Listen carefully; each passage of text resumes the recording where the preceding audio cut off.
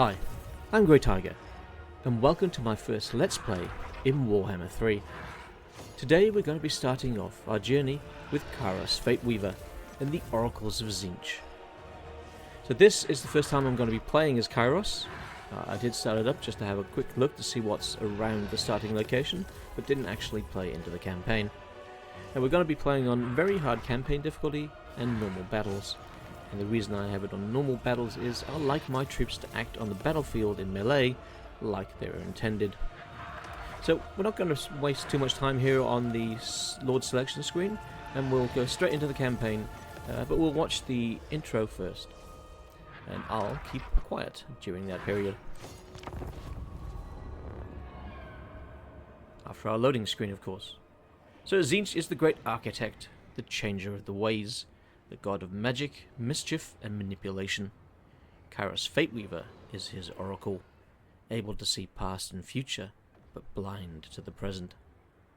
Ursun's death howl has stranded Kairos on the mortal plane, while he is in the midst of a grand scheme, an incursion into the celestial dragon empire of Cathay. But there is a greater boon awaiting in the Chaos Realms, if he can bypass the Maelstrom. I travelled to reach Fateweaver at the Silvered Tower, hoping to be retained before he teleports to a staging post in the east. He will know of my coming. Very cool. Alright, here we go.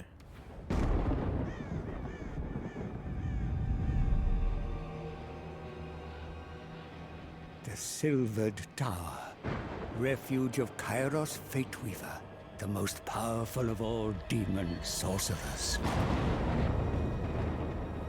I found the great conjurer searching for a spell to pass through the Maelstrom, but his scribe scoured every book in vain. I told him of Ursun, held captive in the Forge of Souls, but he dismissed my wisdom.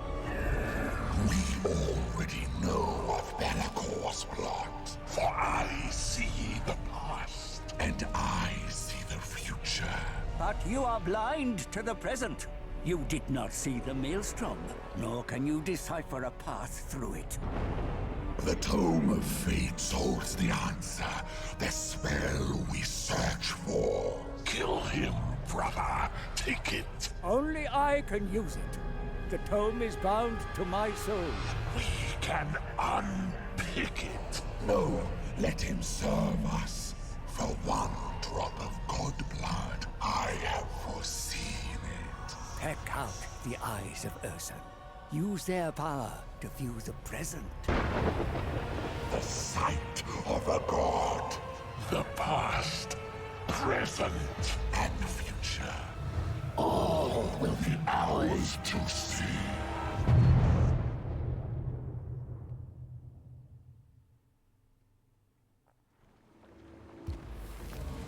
Our goal is the eyes of the God Bear. For a god's sight has the power to see all.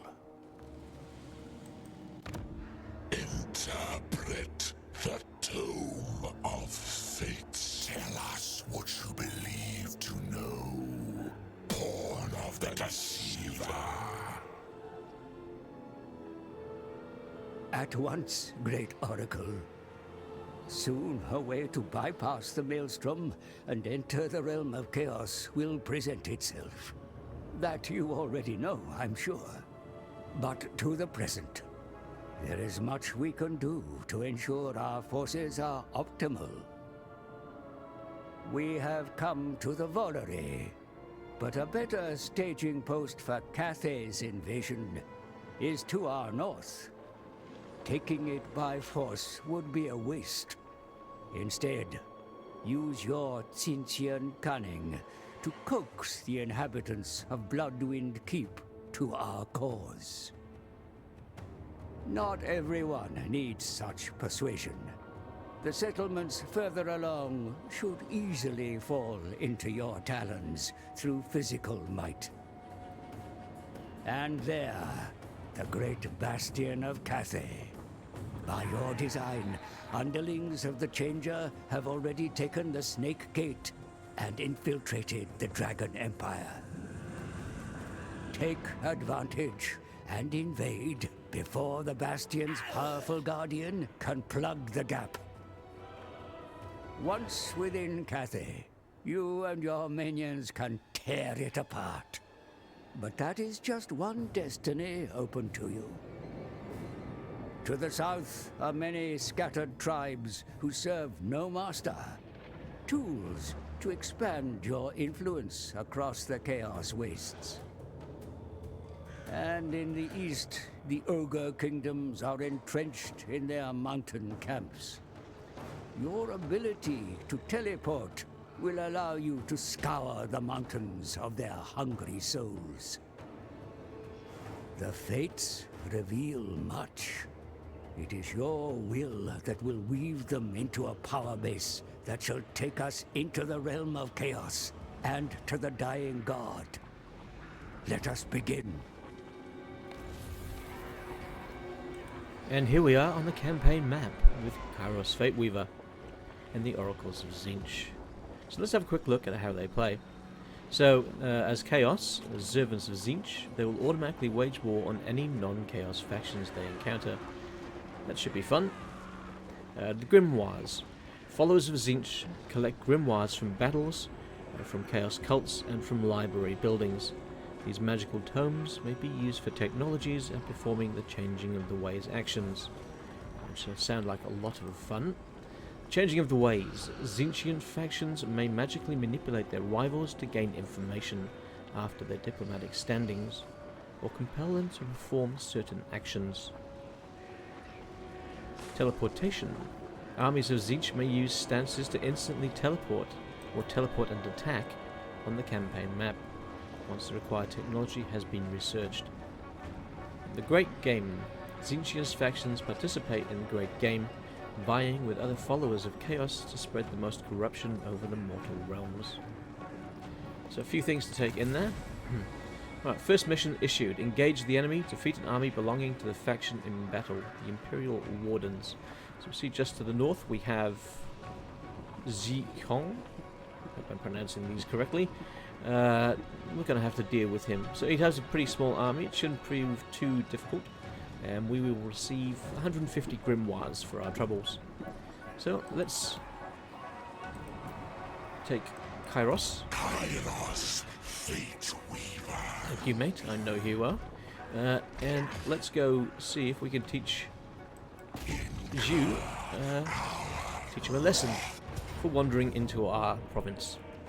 So decisive victory, but of course we're going to fight this one.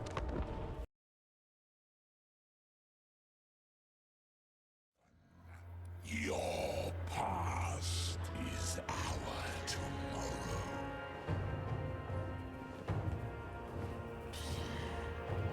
It is seen.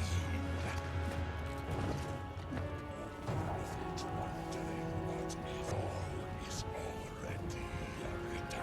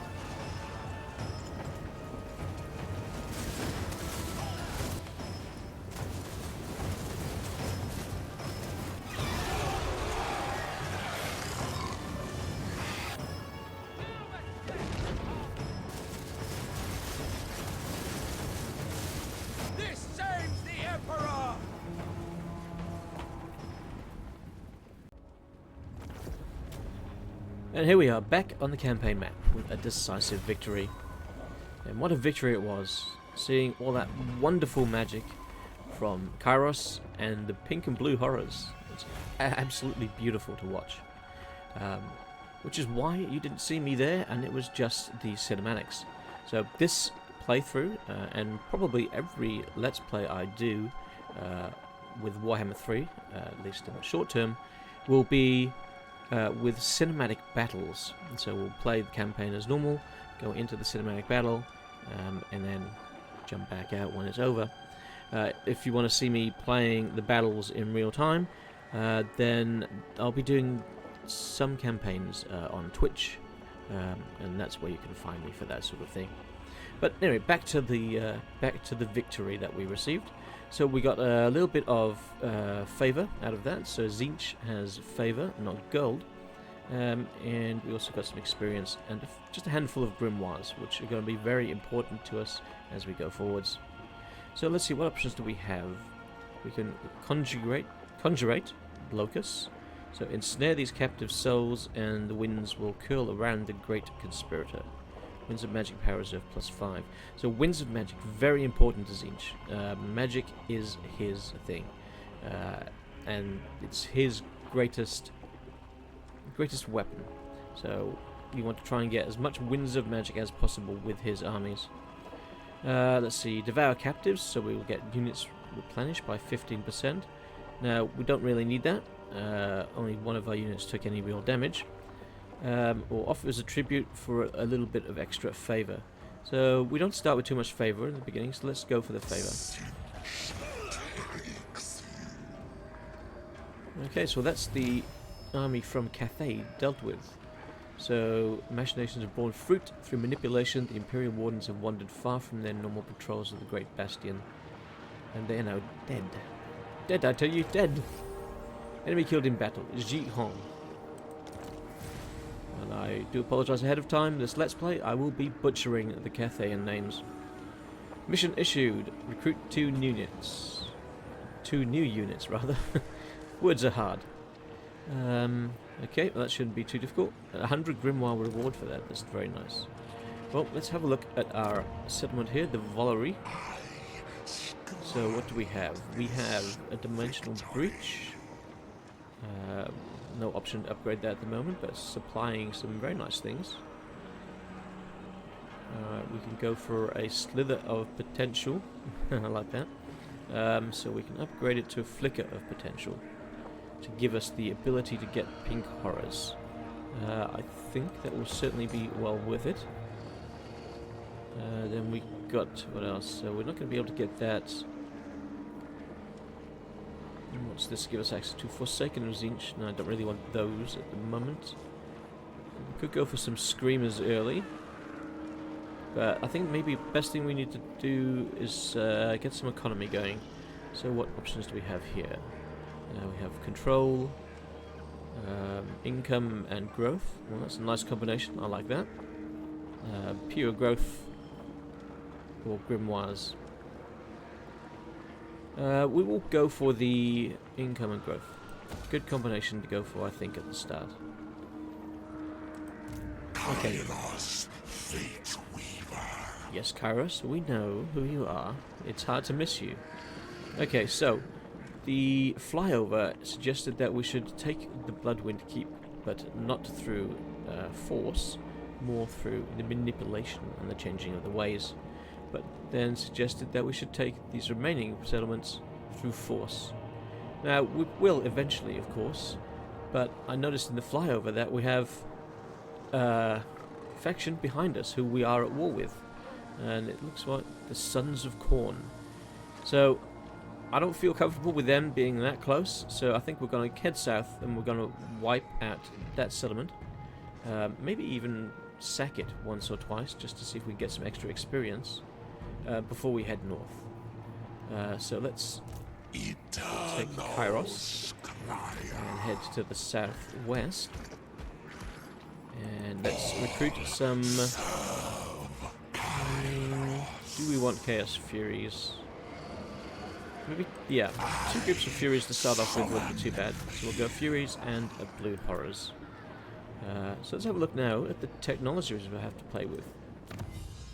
So the technology tree for Tzeentch. So it's split into 2 halves. Not quite sure why it's split that way. I'm sure we'll find out as we go along. So, what options do we start with? Winds of Magic Power Reserve plus 3% when increasing. Okay. cooldown minus 10%, Lore Tzeentch and metal spells. Recruitment cost minus 10% for spawn of Tzeentch. Growth plus 5. Income from sacking and looting plus 25%. That would be nice if we're planning on sacking that settlement. Although by the time that that's finished researching, we will have sacked that settlement. Recruit rank plus 1 for Blue Horrors of Tzeentch, Pink Horrors of Tzeentch, and Exalted Pink Horrors of Tzeentch. And the Way of Deception. Reveal Shroud. Reveal Shroud. Does that remove the Fog of War? I'm not quite certain on what that one is. Oh, it's going to unlock the Reveal Shroud option on the changing of the ways mechanic. Okay. I get that now. Okay. Choices. Winds of Magic is important. But growth is also important, especially first thing in the game. But I also like the thought of income. Let us go for the growth, and then we'll go for the income. Good. An improvement. An improvement, yes, it certainly is. Alright, let's have a look at what else we have. So we've got the Winds of Magic manipulation. And I like this. This is very nice. So we can see here the concentration of the Winds of Magic in the following regions, or surrounding regions rather. And here in our region we have the ability to lower the strength of the winds there. And then when we lower it here, we can then increase it in other places where we happen to be. Now we can only lower it in provinces that we control. But you can raise it in provinces that you're in.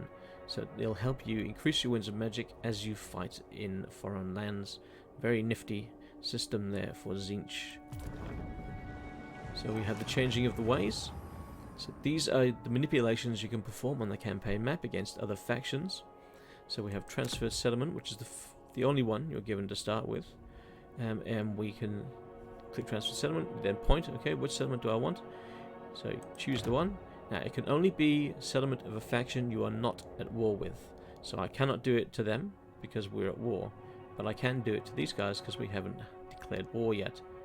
So once you've got that, then if you have enough grimoires, you can then perform the transfer.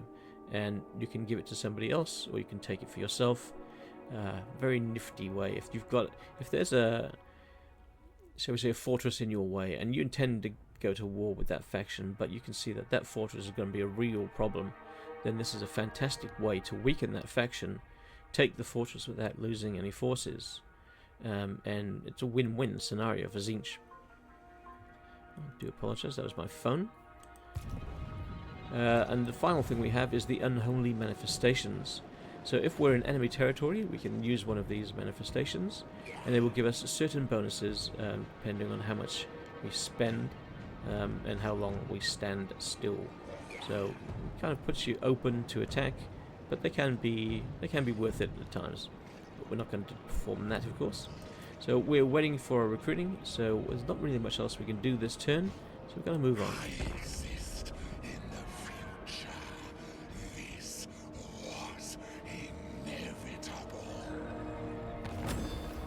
Ally begins outpost construction.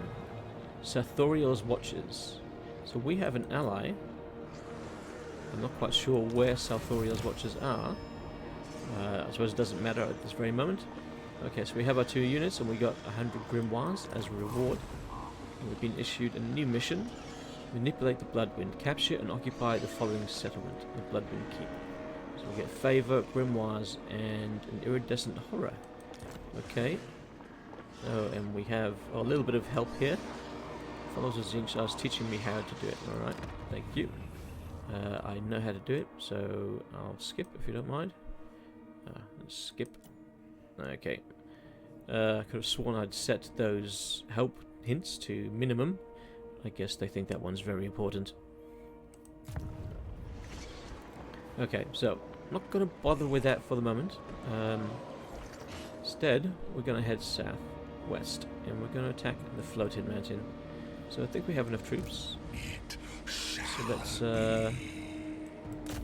let's make a move on them and see how the forces of Khorne like a visit. Okay, so we're up against a Blood Reaper, Bloodletters of Corn, some Chaos Warriors, Warhounds, and some Furies. So nothing too nasty. I think we should be able to take care of them, no worries. But let's save this off and go into the fight. And I'll see you on the other side of the cinematic battle.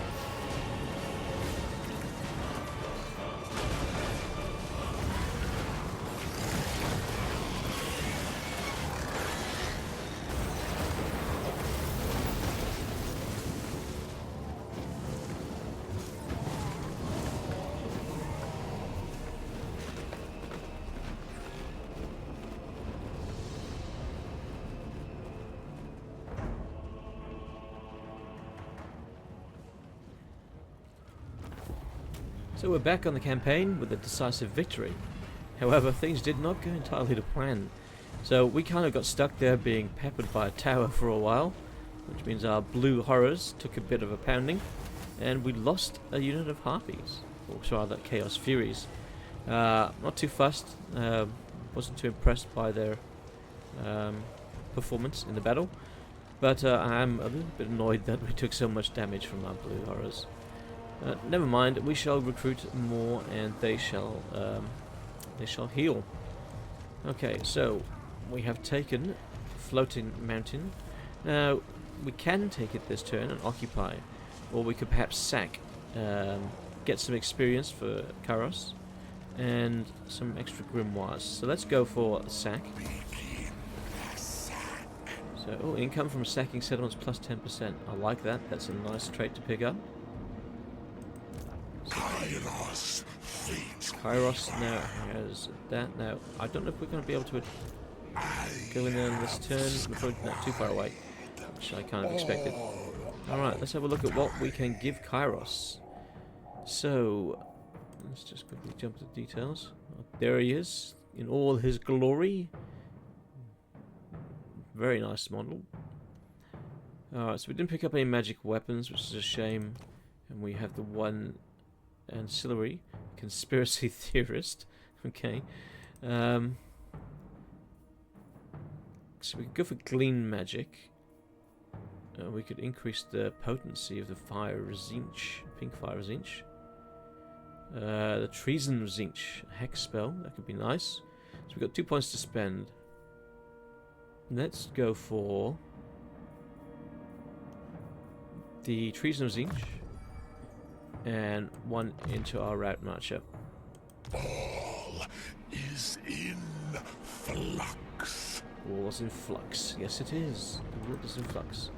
Okay, so we've got 1 turn left on both of those. So very little else for us to do this turn. So let's move on. So the turn times seem to have been optimized. Seems to me to be quicker than even the Vortex campaign was, which is quite an achievement considering the scope of the campaign here in Warhammer 3. Hopefully the same optimization will be able to be applied to the Mortal Empires version in Warhammer 3, which has the potential to be absolutely massive. Okay, Kairos. Turn around, and we're going to go back in for another fight. This time we'll just do the auto-resolve though, since we're going to pull that decisive victory. So we got some more grimoires, some nice, more favour, and more experience. Oh, and we picked up the Shrieking Blade, enabling magical attacks, fear and terror. Oh, isn't that handy?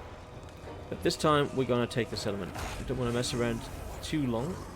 I suppose we could stay there for an extra, a little bit if we really wanted, but there are other settlements from the faction, and I don't want to be hanging around too long. I want to be able to build up my army, just so we can deal with them if they do attack. I think up here, there we go, so they're here, and I think further south I saw a settlement in the flyover. Oh, the Challenge Stone. Oh, brilliant. I don't know if people remember, but I did a video, a lore video on the Challenge Stone, where there was a thing called the Battle of the Blizzard, which took place between the forces of Khorne and between Greasus. I think it was Greasus Goldtooth. No, it wasn't Greasus, but it was one of the ogre tribes of the north. And the Battle of the Blizzard, it was a victory to the ogres, but a bloody one. I hope that there's a special map there around that settlement. That will be absolutely fantastic if that's the case. Alright. Back to the floating mountain. So, let's repair. And what do we want here? So we could go for marble. Grimoires 1 per turn. Let's see. We could go Tzeentch Corruption in adjacent provinces +1. Tzeentch Corruption in this province +4. Okay, so as we inflict our own corruption on an area, we get bonuses, and our opponents get penalties. So at the moment we're getting 1 control and increased winds of magic from our corruption in this region. Our corruption is 8%. So increasing that could be a real boon.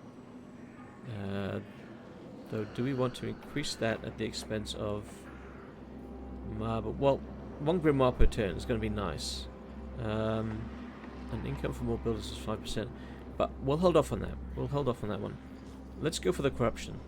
Let's just turn the entire landscape a nice pinky bluish hue. So let's go for the corruption here. Now, can we recruit from this settlement? Not so sure we can. Oh, we can. We can get some blue horrors of Tzeentch. Let's go for... what do we got? 6,700. We'll go for 2 blue horrors. That'll give us a total of 6. I would love a pink horror to come join us. Oh, let's go the 2 blue, and then we'll head back here to perhaps get some more units. And we also have, which I should not have missed, we have an upgrade. Another upgrade for Kairos. Alright, so we can go for Reckoning of Transmogrification. So changing of the ways, -3 faction wide. Control in provinces. Ambush success chance. Changing of the ways cooldown, -1 turns. We've got the option of Hates Nurgle. Well, I haven't seen Nurgle close by, so I won't worry about that one so much. Probably want to start to get into his better spells. So maybe head down this line. There's a priority for Tzeentch. Sorry, a priority for Kairos. Okay, so we've got that under control. We've got buildings happening here. So that's our income and growth, and we've got the option to increase that, and we certainly will. And now we should have enough grimoires to do the changing of the ways. Blah blah blah blah. So let's choose the Bloodwing Keep. 347. Okay, I could have... where's the technologies?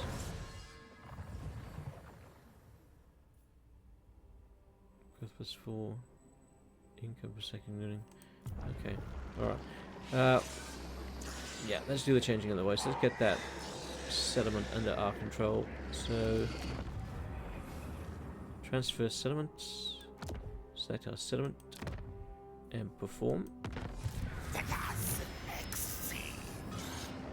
And there we go. Manipulate the Bloodwind. It's now ours. So, we earn some favor, some grimoires, and a hero has been recruited to our side. Settlement transferred to the Bloodwind Keep. Hero comes. Send a new hero to join your army. I think I certainly will. There he is. What's his name? Corvum. Corvum is now going to go join Kairos. Interesting voice. Tomorrow comes. Yes, it does. A hero comes and joins our army. Excellent. So that's 2 battles and a hero. And we've got a Bloodwind Keep. Let's just have a quick look at it. So it's... That voice is very familiar. Very familiar. Let's see, what can we go for? We can go for a resource here. So the cultist camp quarry will give us grimoires. So it seems that based on the 2 resources we've seen, it seems they will give you the same thing regardless of resource. That's interesting. And don't know if we want to go for income and that again. We could go for the corruption here. Start spreading it in the adjacent province. Yeah, let's do that. Let's turn the hell area bluey pink. Okay, so Kairos should be recruiting, and let's end the turn. Now I'm trying to keep, will be trying to keep these episodes more shorter than my standard Let's Plays, aiming for around 30 to 35 minutes. So we'll wrap up the first episode here as we just finish off the end turn. Okay, so thanks for joining me in this first look at Kairos Fateweaver, episode 1 of what will prove to be an interesting campaign. And hopefully you'll join me for episode 2. So until then, I'm Great Tiger. Bye for now.